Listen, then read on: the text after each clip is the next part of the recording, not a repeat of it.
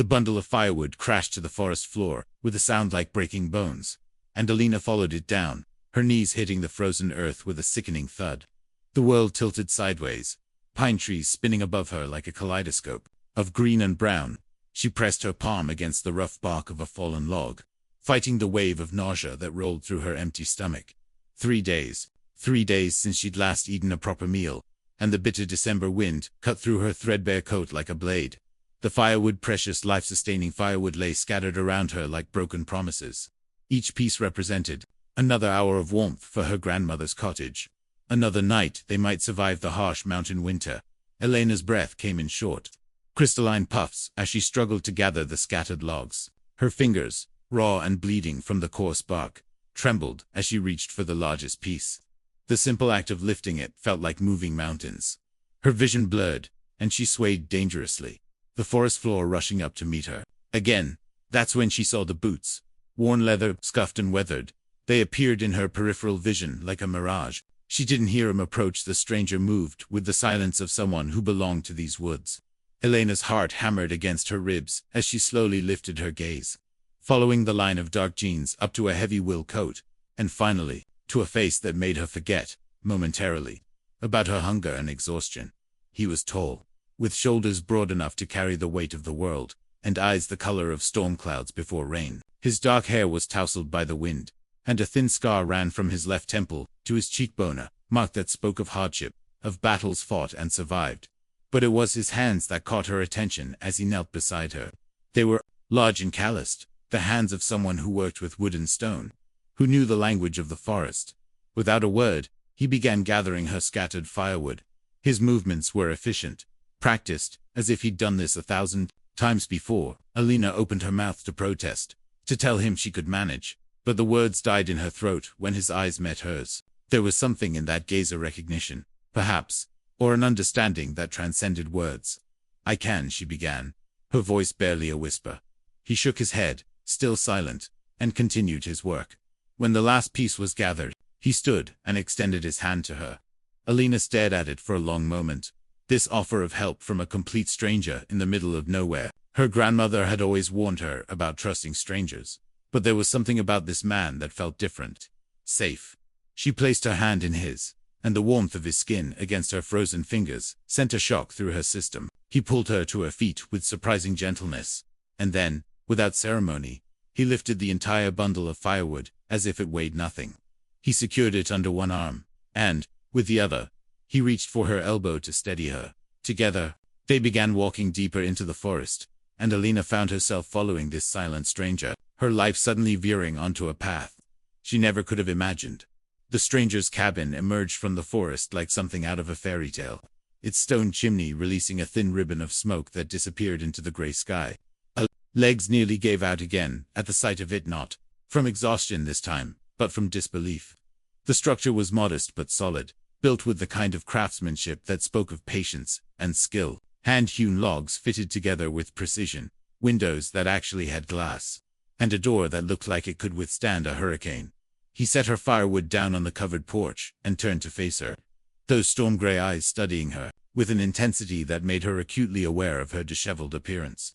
Her coat was patched in 3 places, her boots had holes that let in the December cold, and she probably looked like she'd been living in the woods for weeks, which, in a way, she had. "You're hurt," he said, and the sound of his voice startled her.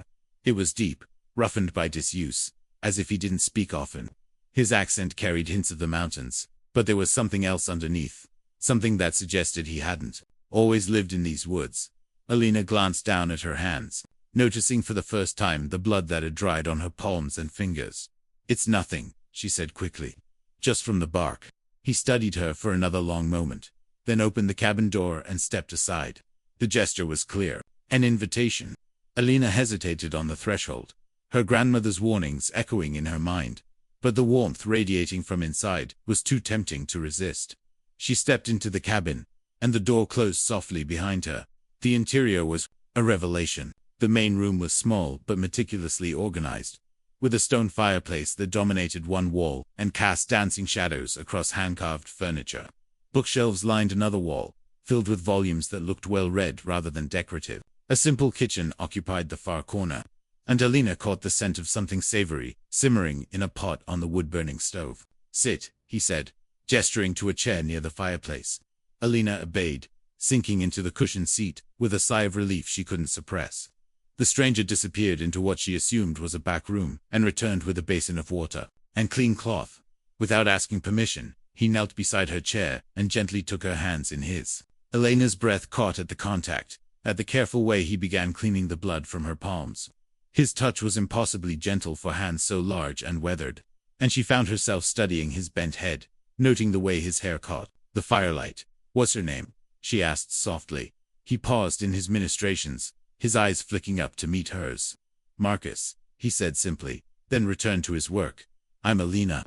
She waited for him to acknowledge the introduction, but he remained focused on her hands. "I should go. My grandmother will be worried." This time he did look up, and she saw something flicker across his features. Concern, perhaps, or understanding. "Where?" he asked. "The old cottage by Miller's Creek. About 2 miles from here." Marcus nodded, as if he knew the place. He finished, cleaning her hands, and applied a salve that smelled of herbs and pine. The relief was immediate, the stinging pain fading to a dull throb. "Stay for dinner," he said. And it wasn't quite a question. Elena's stomach chose that moment to rumble loudly, betraying her hunger. Marcus's lips curved in what might have been the beginning of a smile, and she felt heat rise in her cheeks. "I shouldn't." "You should," he said firmly. "Storm's coming." As if summoned by his words, wind rattled the windows, and the first fat snowflakes began to fall. The blizzard hit with a fury that transformed the world beyond the cabin windows into a swirling white void. Alina pressed her face to the glass, watching the snow accumulate with each passing minute, her heart sinking as she realized she wouldn't be making it home tonight. Her grandmother would be frantic with worry, probably sitting by the window, with her rosary, praying for Elena's safe return. "She'll understand," Marcus said from behind her, as if reading her thoughts. He set a steaming bowl on the small wooden table and pulled out a chair. "Your grandmother, she'd know you found shelter." Alina turned from the window, struck by his perceptiveness. "You don't know my grandmother.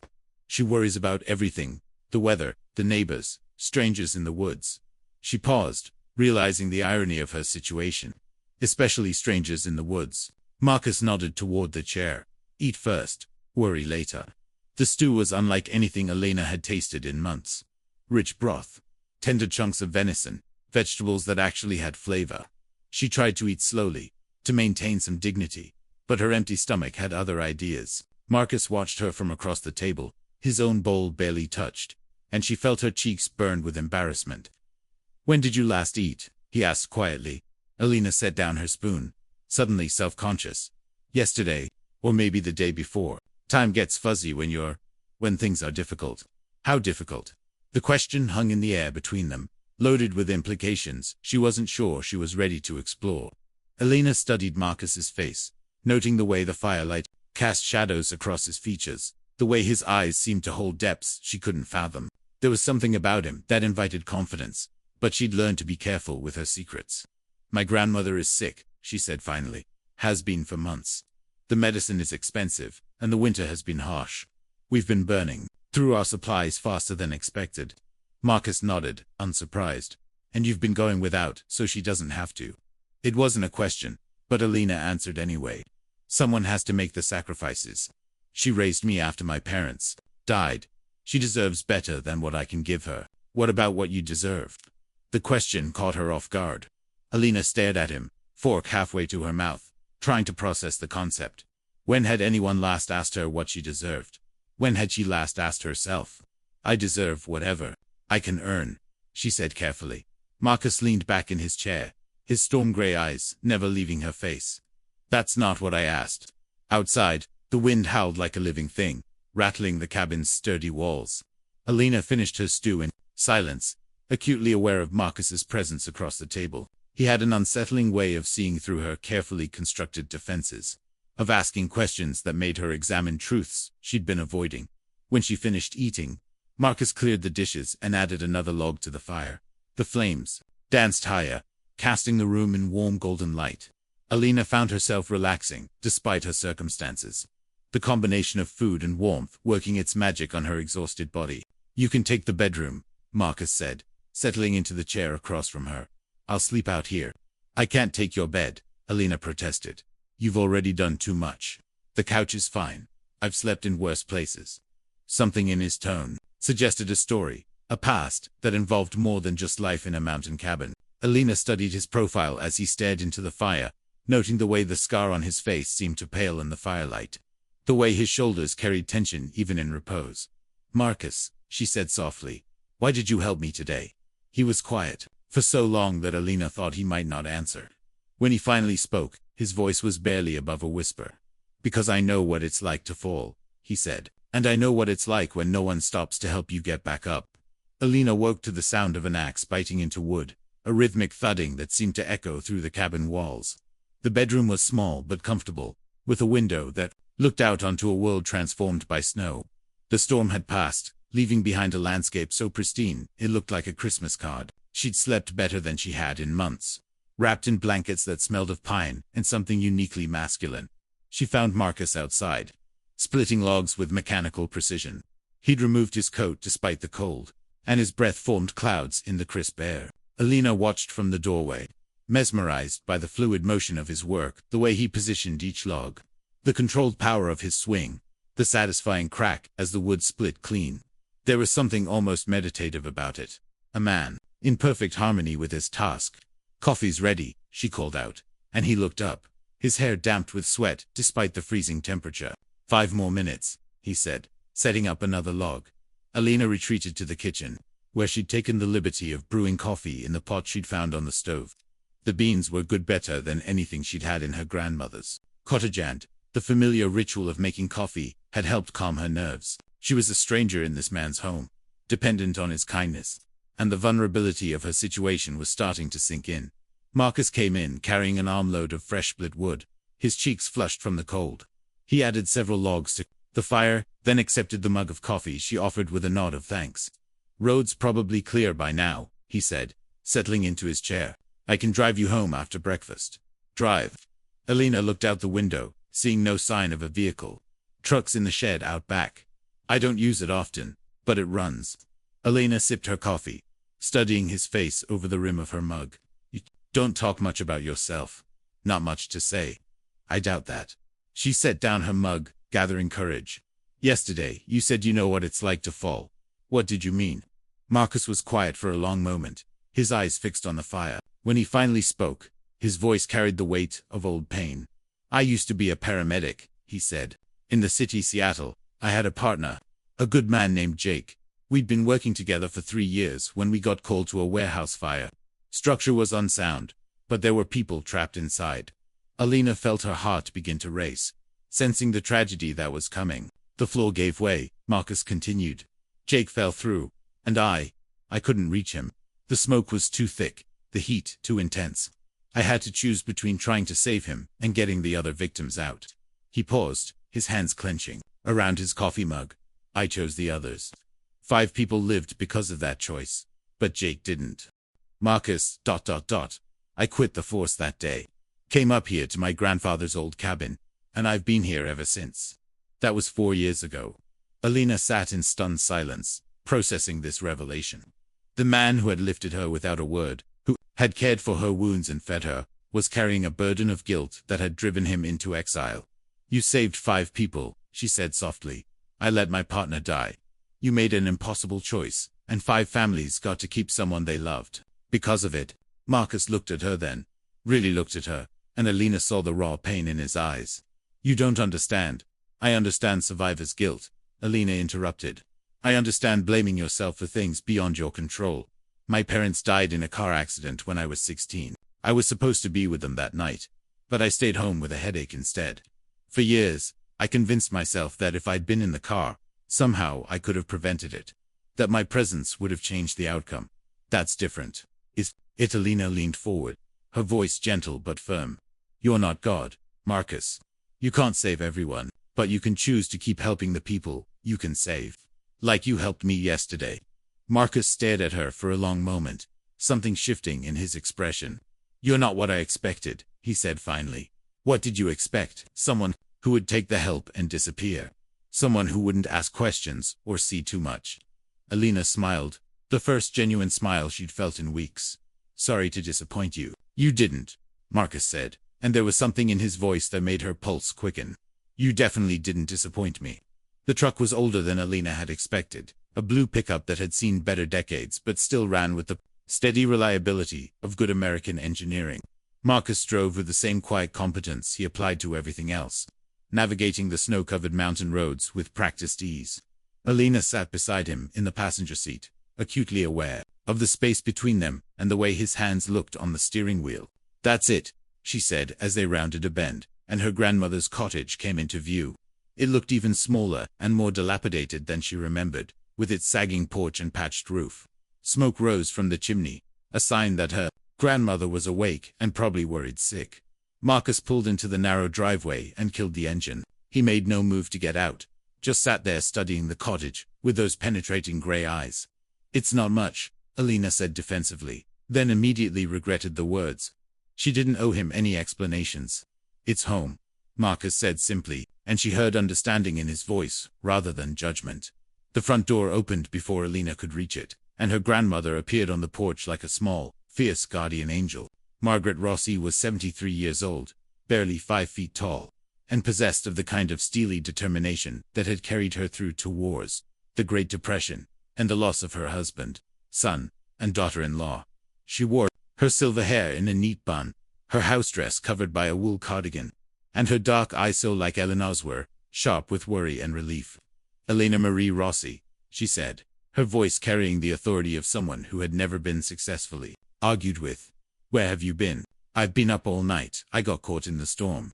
Nona, Alina said quickly, reverting to the childhood nickname. I found shelter with... She turned to gesture to Marcus, who had gotten out of the truck and was standing beside it, like he wasn't sure if he should approach or retreat. Margaret's eyes fixed on Marcus with laser intensity. And you are? Marcus, he said, taking a step forward. I helped Alina when she collapsed in the woods yesterday. The word collapsed hung in the air between them, and Alina saw her grandmother's face go pale. Collapsed? What do you mean collapsed? I'm fine, Nona, Alina said quickly. I was just tired, and carrying too much firewood. Marcus helped me, fed me, and gave me a place to stay when the storm hit. Margaret studied Marcus with the shrewdness of someone who had lived long enough to develop reliable instincts about people. She took in his weathered hands, his honest face, the way he stood with patient respect rather than demanding attention. You kept her safe, she said finally. It wasn't a question. Yes, ma'am. Then you'll stay for breakfast, Margaret declared, and Alina recognized the tone. It was the same voice her grandmother had used to announce that the sky was blue and water was wetter, a statement of fact that brooked no argument. Marcus looked like he wanted to refuse, but Margaret was already heading back into the house, leaving them no choice but to follow. The cottage's interior was cramped but immaculately clean, filled with the accumulated treasures of a long life. Photographs covered every surface, religious icons hung on the walls, and the smell of coffee and something baking filled the air. Alina felt a pang of embarrassment at the contrast between this humble space and Marcus's well-appointed cabin. But Marcus seemed at ease as he accepted Margaret's offer of coffee and a seat at the small kitchen table. You live in the woods, Margaret said, settling across from him with her own cup. It wasn't a question. Yes, ma'am. About 2 miles from here. Alone. Marcus nodded, and Alina caught the slight tightening around his eyes. Her grandmother was conducting an interrogation, disguised as polite conversation, and Marcus was weathering it with remarkable grace. Alina tells me you're a good man, Margaret continued, though Alina hadn't said any such thing. That you helped her without asking for anything in return. Anyone would have done the same. No, Margaret said firmly. They wouldn't have. Trust me on this. She paused, studying his face. You have sad eyes, Marcus. What makes a young man hide in the woods with sad eyes? Alina held her breath, wondering if Marcus would answer, if he would open up to her grandmother the way he had to her. Sometimes the world gets too heavy, Marcus said quietly. Sometimes you need space to figure out how to carry it. Margaret nodded, as if this made perfect sense. And have you figured it out? Marcus's eyes found Elena's across the table, and she felt something pass between them, a recognition, a possibility, a question that hadn't been asked yet. I'm starting to, he said. 3 weeks passed, and Marcus became a regular presence in their lives. He would appear at the cottage every few days, usually carrying something: firewood, fresh venison, vegetables from the root cellar behind his cabin. He never stayed long, and he never asked for anything in return. But Elena began to look forward to his visits, with an anticipation that surprised her. Her grandmother, for her part, seemed to have adopted Marcus as an unofficial grandson, would scold him for not eating enough, press extra food on him when he left, and ask pointed questions about his life with the persistence of someone who had raised 6 children and outlived most of her peers. Marcus endured these attentions with patient good humor, and Elena caught glimpses of the man he might have been before tragedy drove him into isolation. On a particularly cold Thursday, Marcus arrived with a small generator and several cans of fuel. Elena watched from the kitchen window as he set it up behind the cottage, connecting it to the house's electrical system with the expertise of someone who understood more than just wilderness survival. "You don't have to do this," she said when he came inside to test the lights. "Your grandmother needs heat," he said simply. "The wood stove's fine for the main room, but her bedroom gets too cold at night." Elena felt something shift in her chest at his thoughtfulness. "How did you know her bedroom was cold?" "I noticed things." She studied his profile as he examined the electrical panel, noting the way his dark hair fell across his forehead, the concentration in his storm-gray eyes. "You notice everything." "Occupational hazard," he said, then caught himself. "Old habit. From being a paramedic." Marcus nodded, his expression growing distant. "You learn to read people, to see what they're not saying. It becomes automatic." "What do you see when you look at me?" The question slipped out before Elena could stop it, and she felt heat rise in her cheeks. Marcus turned to face her, his eyes searching her face with that unsettling intensity. "I see someone who's been carrying too much for too long," he said quietly. "Someone who's forgotten how to ask for help. Someone who's beautiful and doesn't know it." Elena's breath caught. "Marcus, I also see someone who's afraid," he continued, "but I'm not sure what you're afraid of." "I'm afraid of depending on someone and having them leave," Elena said, the words coming out in a rush. "I'm afraid of letting myself care about someone when I have nothing to offer in return. I'm afraid of being selfish when my grandmother needs me." Marcus took a step closer, and Elena could smell the cold air that still clung to his coat, the pine scent that seemed to be part of his skin. "What if I told you that I'm afraid too?" "What are you afraid of?" "I'm afraid that you'll realize I'm not worth the risk. I'm afraid that I'll fail you the way I failed Jake. I'm afraid that I'm too broken to be what you need." Elena reached out then, her hand finding his chest, feeling the steady beat of his heart beneath her palm. "You're not broken, Marcus. You're healing. So are you." They stood there in the small kitchen, the generator humming softly outside, the late afternoon sun streaming through the windows. Elena felt the weight of the moment, the sense that they were standing at the edge of something that would change everything. "Elena," Marcus said, his voice rough, "I need you to know." "Elena, where did you put my—" Margaret's voice cut through the moment as she entered the kitchen, then stopped abruptly when she saw them standing so close together. "Oh, I'm sorry, I didn't mean to interrupt." Elena stepped back, her cheeks burning. But Margaret was smiling with the satisfied expression of someone whose matchmaking plans were proceeding exactly as expected. "The generator's working, Mrs. Rossi," Marcus said, his voice carefully neutral. "You should have power for the heater now." "Thank you, dear," Margaret said, patting his arm. "You'll stay for dinner, won't you? I made enough minestrone for an army." Marcus looked at Elena, and she saw the question in his eyes. "Yes," she said. "Please stay." "All right," he said. "I'll stay." And as her grandmother bustled around the kitchen, humming with satisfaction, Elena realized that she had just made a choice not just about dinner, but about letting someone into her life, into her heart, despite all the reasons why it might be dangerous. The crisis came on a Tuesday morning in February, when Elena woke to find her grandmother collapsed on the kitchen floor. Margaret was conscious but weak, her face gray with pain, and Elena's hands shook as she knelt beside her. "Nona, what happened? What's wrong?" "My chest," Margaret whispered. "Hurts to breathe." Elena's mind raced through the possibilities, none of them good. Her grandmother's heart condition had been stable for months, but stress and the harsh winter had taken their toll. She needed help, and she needed it now. "I'm calling for help," Elena said, reaching for the phone. "No ambulance," Margaret said firmly. "Too expensive. Can't afford." "I don't care about the money," Elena said. But her grandmother's hand gripped her wrist with surprising strength. "I care. Won't bankrupt you for an old woman." Elena felt panic rising in her throat. The nearest hospital was 30 miles away, and in this weather, with these roads, it might as well have been on the moon. The landline phone showed no signal. The storm last night must have knocked out the lines. Her cell phone had died weeks ago, when she couldn't afford to pay the bill. "Marcus." The thought came to her like a lifeline. He had a truck. He knew these mountains, and he had medical training. But his cabin was 2 miles away through the forest, and she couldn't leave her grandmother alone. "I have to get Marcus," she said, but Margaret shook her head. "Can't leave me, too risky." Alina looked around the kitchen desperately, her mind spinning through options. Then she remembered the flare gun her father had kept in the emergency kit, the one Margaret had never thrown away. She found it in the closet, loaded and ready, and stepped onto the porch. The flare arced high into the gray morning sky, a brilliant red streak against the clouds. Alina watched it fall, praying that Marcus would see it, that he would understand it was a call for help. 15 minutes passed. 20. Alina knelt beside her grandmother, holding her hand, watching the color drain from her face.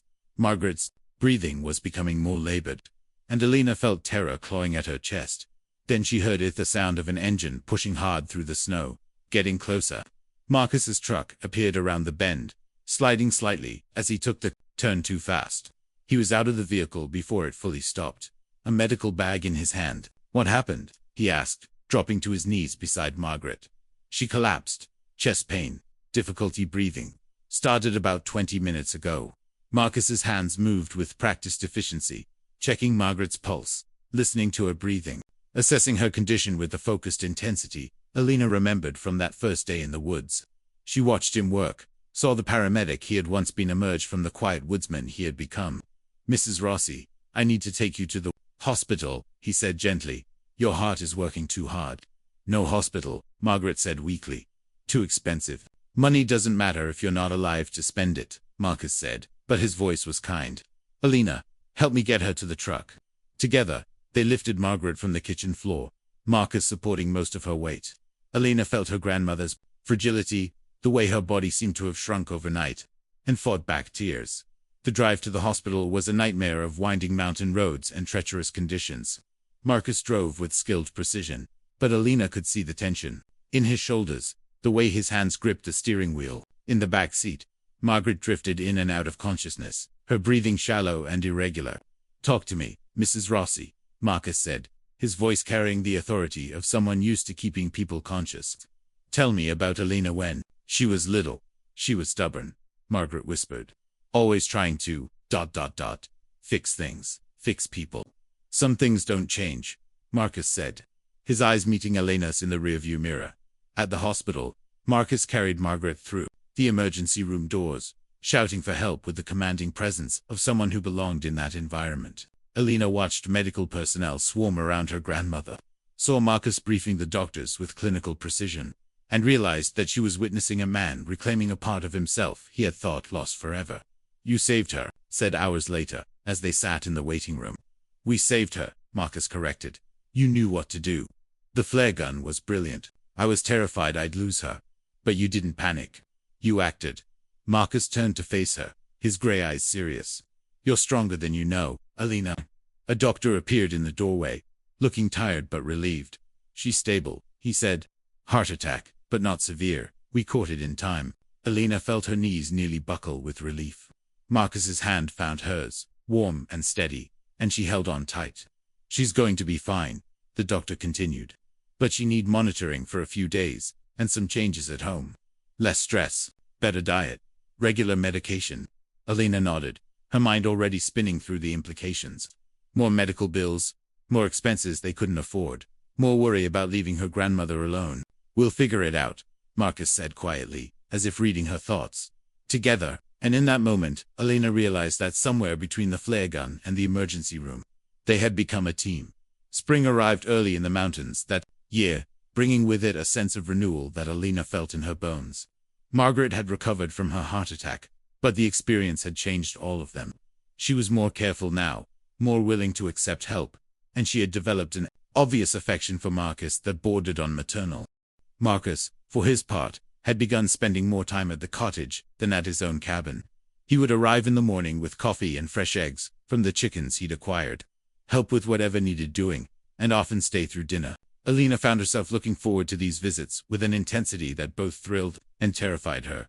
The medical bills from Margaret's hospitalization had been crushing, despite the insurance. Alina had taken a second job cleaning offices in town, working nights after her day job at the diner. She was exhausted most of the time, but they were managing to keep their heads above water.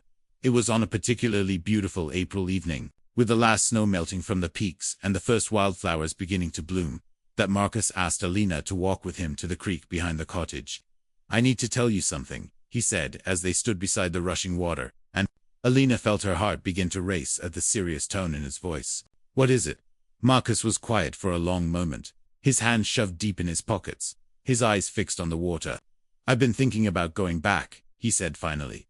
Alina felt the bottom drop out of her world. Back to Seattle. Not to Seattle, but back to work. To being a paramedic. "Marcus, there's a position opening up in Durango," he continued. "It's not far from here, maybe an hour's drive. The pay is good, and they need experienced people." Alina stared at him, trying to process what he was saying. "You want to leave the mountains?" "I want to stop hiding," Marcus said, turning to face her. "I want to stop running from who I am.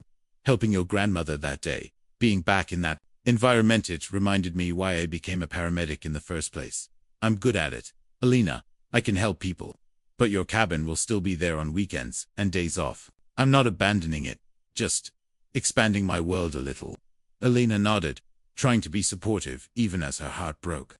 This was what she had always feared, that he would realize he was meant for more than their small, struggling life in the mountains. "That's wonderful," she said, forcing brightness into her voice.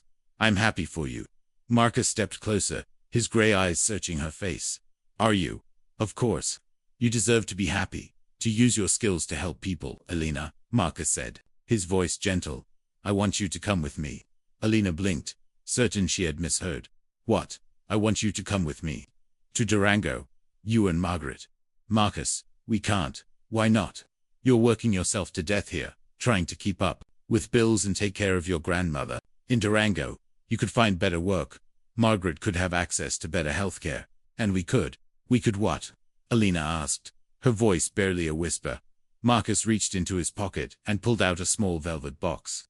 And Alina's world tilted on its axis. "We could build a life together," he said, dropping to one knee beside the creek. "Alina, I love you. I've loved you since that first day when you refused to let me help you without fighting me about it. I love your strength, your stubbornness, your heart. I love the way you put everyone else before yourself, even when you shouldn't. I love the way you see the best in people, even when they can't see it themselves." Alina's hands flew to her mouth, tears streaming down her face. The ring was simple but beautiful, a solitaire diamond that caught the late afternoon sun like captured fire. "Will you marry me?" Marcus asked, his voice rough with emotion. "Will you take this leap with me?" Alina looked down at him, this man, who had literally lifted her when she fell, who had seen her at her worst and chosen to stay, who had opened his heart despite his own fears and pain. She thought of all the reasons she should say no. They had known each other for less than 6 months. Marriage was a huge risk. Her grandmother needed stability. But then she thought of the way he looked at her, like she was something precious and worth protecting. She thought of the way he had cared for Margaret, the way he had stepped back into his calling to help save her. She thought of the conversations by the fire, the quiet moments that had knitted their hearts together. "Yes," she whispered, then louder. "Yes, Marcus.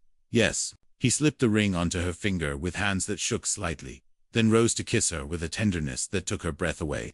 When they broke apart, Alina felt dizzy with happiness and possibility. "What about Nona?" she asked, suddenly. "Practical. What about me?" came Margaret's voice from behind them, and they turned to find her standing at the edge of the trees, leaning on her walking stick with a satisfied smile. "Did you really think I would miss this? Nona, how long have you been there?" "Long enough to know that boy has good taste in rings," Margaret said, hobbling closer. "Let me see." Alina extended her hand, and Margaret examined the ring with the critical eye of someone who had been married for 47 years before becoming a widow. "It's perfect," she declared. "Simple, elegant, practical, just like you, dear Mrs. Rossi," Marcus said. "I want you to know that Alina and we want you to come with us to Durango. We're not asking you to leave your home. We're asking you to help us build a new one." Margaret studied his face for a long moment, then nodded slowly. "This old cottage has been good to us," she said. "But it's just a house. Home is where the people you love are." She paused, her eyes twinkling. "Besides, someone needs to keep you two in line." Alina laughed, feeling lighter than she had in years. "Are you sure about this, Nona? It's a big change." "Child, I've lived through bigger changes than this." The question is, are you ready for the adventure? Elena looked at Marcus, then at her grandmother, then at the ring sparkling on her finger. I think I am, she said. I think I'm ready. The move to Durango happened gradually, like seasons changing. Marcus started his new job first, commuting from the cabin until they could find a house that felt right. Elena gave her notice at the diner and the cleaning company, her heart heavy with the finality of it, but light with anticipation. Margaret, despite her initial enthusiasm, had moments of doubt. Elena would find her sitting in the cottage's kitchen, staring out at the mountains she'd called home for over 40 years. And she knew her grandmother was wrestling with the magnitude of the change. Are you sure about this, Nona? Elena asked. One evening, as they packed dishes into boxes. We don't have to leave. Marcus would understand. That's not what I'm worried about, Margaret said, wrapping a ceramic bowl in newspaper. I'm worried about being a burden. You two are young, starting your lives together. The last thing you need is an old woman underfoot. Elena set down the box she was holding and knelt beside her grandmother's chair. You are not a burden. You never have been. You raised me, sacrificed for me, loved me when I had nothing to offer in return. Now it's my turn to take care of you. But Marcus loves you almost as much as I do. He told me yesterday that he's looking forward to having you around to keep him honest. Elena smiled.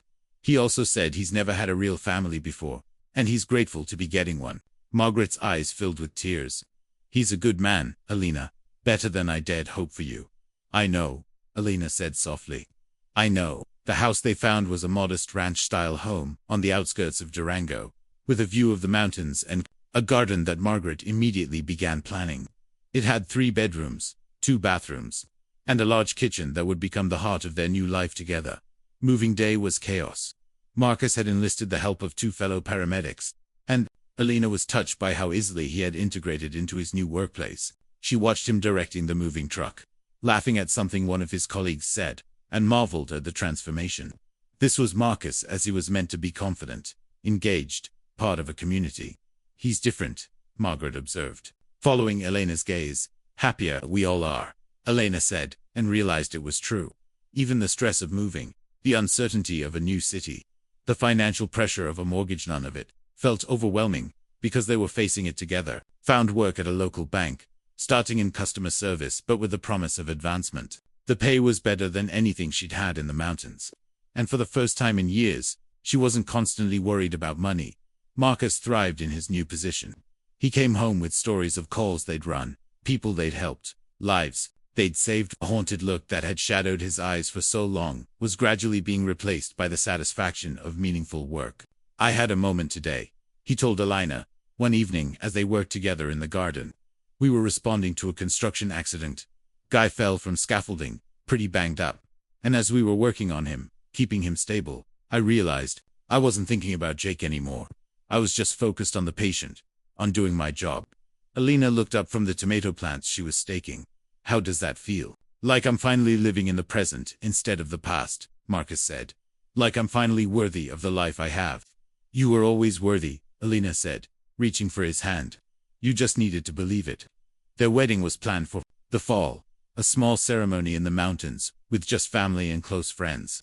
Elena found herself looking forward to it, with an excitement that surprised her. She had never been the type to dream about wedding dresses and flowers. But the thought of standing before God and everyone they loved, promising to build a life with Marcus, filled her with joy. But Margaret had thrown herself into wedding planning, with the enthusiasm of someone who had waited her entire life for this moment. She insisted on making the wedding cake herself, despite Elena's protests, and had already started shopping for what she called the perfect grandmother of the bride dress. You know, Margaret said one evening, as they sat on the porch of their new home, watching the sunset paint the mountains gold. I prayed for this. For what? For you to find someone who would love you the way you deserve to be loved. For you to have a chance at real happiness. Margaret paused, her eyes thoughtful. I was beginning to think it might not happen. Elena reached over and took her grandmother's hand. I was beginning to think so too. But then that stranger lifted you without a word, Margaret said, smiling. And everything changed. Everything changed. Elena agreed, and felt the truth of it in her bones. From that moment of collapse in the forest, to this moment of contentment on their porch. Her entire world had been transformed by an act of unexpected kindness. The wedding took place on a crisp October morning in the mountains. with the aspen trees dressed in gold and the air sharp with the promise of winter. Alina stood in the small cabin they had rented for the weekend, smoothing the simple white dress she had chosen, and felt a calm she had never experienced before. "You look beautiful," Margaret said, adjusting Elena's veil. "Like an angel." "I feel like I'm dreaming," Alina said, studying herself in the mirror. "Like I'm going to wake up and find myself back in the cottage, struggling to make ends meet." "Dreams can come true," Margaret said firmly. "Sometimes they just take longer than we think they should." Outside, Alina could hear the small gathering of guest Marcus's paramedic colleagues, a few neighbors from Durango, and Mrs. Henderson from the bank where Alina worked. It wasn't a large crowd, but they were people who mattered, people who had welcomed them into their new life with open arms. The ceremony was held in a clearing overlooking the valley, with the mountains as a backdrop and the autumn sun streaming through the trees. Alina walked down the makeshift aisle on her grandmother's arm, her eyes fixed on Marcus as he waited for her at the altar. He looked handsome in his dark suit, his gray eyes bright with emotion, the scar on his face barely visible in the golden light. When she reached him, he took her hands in his, and Alina felt the rightness of it settle into her bones. "You came," he said softly, and she knew he was thinking of that first day, when she had collapsed in the forest. "I came," she agreed, "and I'm staying." The ceremony was simple but meaningful. They exchanged vows they had written themselves, promising to lift each other up when they fell, to be each other's shelter in the storm, to build a life based on love and mutual support. When the minister pronounced them husband and wife, Marcus kissed Alina with a tenderness that made her forget there was anyone else in the world. The small crowd erupted in cheers, and Margaret cried happy tears into her handkerchief. The reception was held at their new house, with Margaret's cake as the centerpiece, and everyone crowding into the living room to toast the new couple. Alina found herself surrounded by warmth and laughter, by people who had chosen to celebrate their love, and she felt overwhelmed by gratitude. "No regrets?" Marcus asked later, as they stood on their back deck, looking out at the mountains they had both called home. "None," Alina said, leaning into his warmth. "You, only that it took us so long to find each other." "We found each other when we were ready," Alina said. "When we needed each other most." They stood in comfortable silence, watching the stars appear in the darkening sky. Alina thought about the journey that had brought them here, her desperate struggle to care for her grandmother, Marcus's self-imposed exile, the moment when their paths had crossed in the forest. Every hardship, every moment of despair, had led to this perfect evening. "I love you, Mrs. Holloway," Marcus said, and Alina felt a thrill at hearing her new name. "I love you too, Mr. Holloway." 6 months later, Alina discovered she was pregnant. The news came as a shock. They had talked about children but hadn't been actively trying. But as she sat in the doctor's office, staring at the ultrasound screen, Alina felt a joy so pure it took her breath away. Marcus cried when she told him, actual tears streaming down his face as he held her close. "A baby," he whispered. "We're having a baby? Are you happy?" Alina asked, suddenly nervous. "I'm terrified," Marcus said honestly, "and happier than I've ever been in my life." Margaret was over the moon at the news of her great-grandchild. She immediately began knitting booties and blankets, turning the spare bedroom into a nursery with military precision. Watching her grandmother embrace this new role with such enthusiasm, Alina felt the last piece of her heart slide into place. Their daughter was born on a snowy February morning, 7 pounds and 3 ounces of perfect health and lung capacity. They named her Grace Margaret Holloway, and Alina thought she had never seen anything more beautiful than Marcus holding their daughter for the first time, his face soft with wonder. "She's perfect," he whispered, his finger tracing Grace's tiny hand. "She's ours," Alina said, and felt the truth of it resonate through her entire being. Margaret held her great-granddaughter with the confidence of someone who had helped raise multiple generations, and Alina watched 3 generations of women, connected by love and shared strength. "She has your eyes," Margaret told Alina, "and his stubborn chin." "Great," Alina laughed. "We're in trouble." As Grace grew from infant to toddler, Alina marveled at the life they had built. Marcus had been promoted to supervisor at the paramedic station, and Alina had advanced to loan officer at the bank. They had bought a bigger house, with a yard where Grace could play, and Margaret had her own apartment attached to the main house, close enough to help with the baby, but far enough to maintain her independence. On Grace's 2nd birthday, as Alina watched her daughter blow out candles, while Marcus steadied her small hands, she reflected on the journey that had brought them here. It had started with a collapse in the forest, a moment of desperate need met by unexpected kindness. It had grown through shared struggles, mutual support, and the courage to trust in love despite past hurts. "What are you thinking about?" Marcus asked, sliding his arm around her waist. "Just how far we've come," Alina said. "How different our lives are now." Better, different. Alina looked around at their home filled with laughter and love, at her daughter clapping her hands in delight, at her grandmother wiping frosting from Grace's face with gentle patience. She thought of the woman she had been 3 years ago, desperate, carrying burdens too heavy for one person to bear alone. "The best different," she said, and meant it with every fiber of her being. That night, after Grace was asleep and Margaret had retired to her apartment, Alina and Marcus sat on their back deck, watching the stars emerge in the mountain sky. It was a ritual they had maintained through all the changes, this quiet time together, this moment of peace before sleep. "Do you ever think about that day in the forest?" Alina asked. "When you first found me?" "Every day," Marcus said. "Best day of my life." "Mine too," Alina said, "even though I didn't know it at the time." "You know what I realized," Marcus said, pulling her closer. "I spent 4 years thinking I had failed Jake, that I wasn't worthy of saving anyone else. But that day I found you. I realized that maybe the point wasn't to save everyone. Maybe the point was to save the right someone." Alina felt tears prick her eyes. "You saved me in more ways than you know." "We saved each other," Marcus said. "And we're still saving each other, every day."